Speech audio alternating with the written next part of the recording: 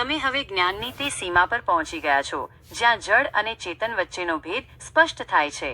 અત્યાર સુધી આપણે જે કંઈ જોયું, નામથી લઈને આશા સુધી, તે બધું જ પરાવલંબી હતું. પણ હવે ભગવાન સનતકુમાર નારદ મુનિને એવા તત્વનો પરિચય કરાવે છે જે આખી સૃષ્ટિનું કેન્દ્ર બિંદુ છે.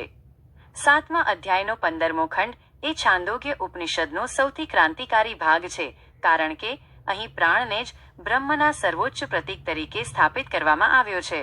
તમારી જિજ્ઞાસા મુજબ આ પરમ રહસ્યમય ખંડનું વિસ્તૃત વિશ્લેષણ અહીં પ્રસ્તુત છે. 7મો અધ્યાય, ખંડ 15, પ્રાણ, ચેતનાનું પરમ શિખર. 1. આશાથી પણ પરમ શું? નારદ મુનિએ જોયું કે આશા, હોપ મનુષ્યને ગતિ આપે છે. પણ આશા કોણ કરી શકે? જે જીવિત હોય તે જ. જો ચેતના જ ન હોય તો આશા કોની? તેમણે સનતકુમારને અંતિમ પ્રશ્ન પૂછ્યો. અસ્તિ ભગવો આશાયા ભૂય ઇતિ. હે ભગવન, શું આશાથી પણ શ્રેષ્ઠ, વ્યાપક અને શક્તિશાળી કંઈ છે? ઋષિ સનતકુમારે ગંભીરતાથી ઉત્તર આપ્યો. પ્રાણો વાવ આશાયા ભૂયઃ. હા નારદ, પ્રાણ, વાઇટલ ફોર્સ, એ આશા કરતાં પણ ઘણો મોટો અને શ્રેષ્ઠ છે. 2. રથના પૈડાનું ઉદાહરણ, ધ વ્હીલ એનાલોજી. સનતકુમાર અહીં એક અદ્ભુત ઉદાહરણ આપે છે જે પ્રાણની વ્યાપ્તિ સમજાવે છે. યથા વા અરા રથનાભૌ સમર્પિતા એવં સ્મિન પ્રાણે સર્વં સમર્પિતમ.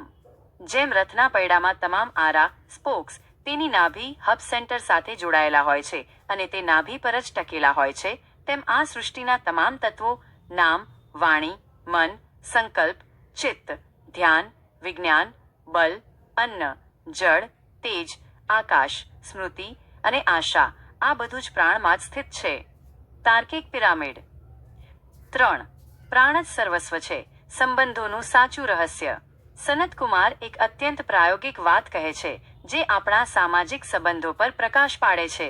પ્રાણ એ જ પિતા માતા, પ્રાણઃ પિતા, પ્રાણઃ માતા, પ્રાણઃ સ્વસા, પ્રાણઃ સ્વસા, પ્રાણઃ આચાર્યઃ, પ્રાણઃ બ્રાહ્મણઃ. જ્યાં સુધી શરીરમાં પ્રાણ છે ત્યાં સુધી આપણે પિતાને પિતા કહીએ છીએ અને ગુરુને ગુરુ. જો કોઈ જીવિત પિતાને અપશબ્દ કહે તો તેને પાપી માનવામાં આવે છે. શરીરની જડતા. પણ જે ક્ષણે શરીરમાંથી પ્રાણ નીકળી જાય છે તે જ પિતાના શરીરને અગ્નિદાહ આપવામાં આવે છે.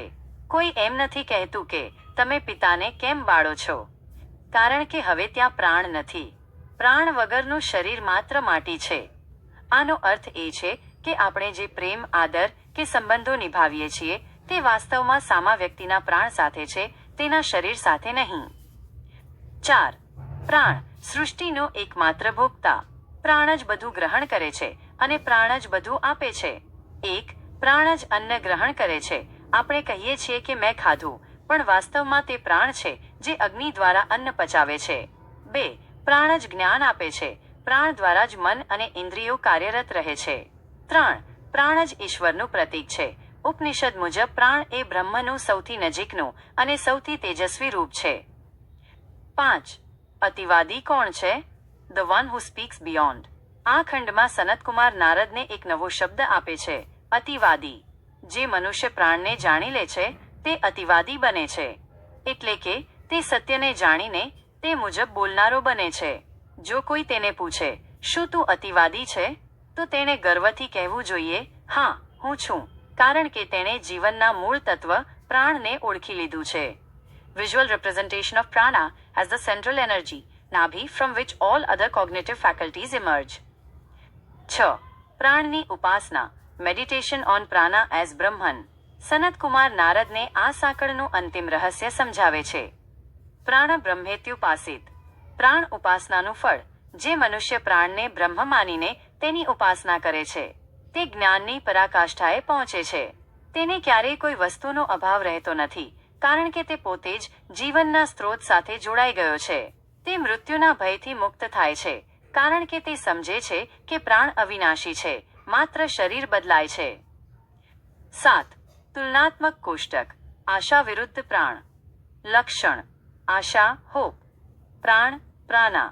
અસ્તિત્વ. મનોવૈજ્ઞાનિક, સાયકોલોજીકલ. જૈવિક અને આધ્યાત્મિક, વાઇટલ, સ્પિરિચ્યુઅલ. નિર્ભરતા. તે પ્રાણ પર નિર્ભર છે. તે સ્વયં પ્રકાશિત અને સ્વતંત્ર છે. ભૂમિકા. જીવનનું લક્ષ્ય બતાવે છે.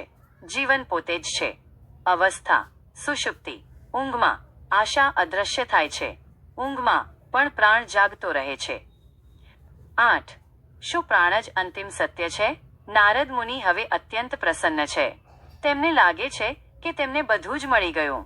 પ્રાણ એ બ્રહ્માંડનું એન્જિન છે. પ્રાણ જ પિતા માતા છે. પણ અહીં એક અદ્ભુત વળાંક આવે છે.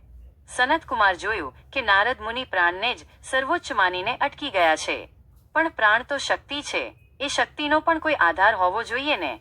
જો કોઈ મનુષ્ય પ્રાણ વિશે તો બહુ મોટી વાતો કરે, અતિવાદી બને, પણ જો તેના જીવનમાં સત્ય ટ્રુથ ન હોય તો તે પ્રાણનું શું કામ? નારદ મુનિ મૌન થઈ ગયા. સનતકુમારે હવે તેમને અસલી અતિવાદી બનવા માટે પ્રેર્યા. ખંડ 15નો નિષ્કર્ષ. આ ખંડ આપણને સમજાવે છે કે આપણે શરીર નથી, પણ આપણે તે પ્રાણ શક્તિ છીએ જે આ શરીરને જીવંત રાખે છે. પ્રાણ એ સૃષ્ટિનું એવું સૂત્ર છે જે બધાને એકસાથે જોડી રાખે છે. પણ જ્ઞાન અહીં પૂરું નથી થતું. તે હવે ક્રિયામાંથી તત્વ રિયાલિટી તરફ વળે છે.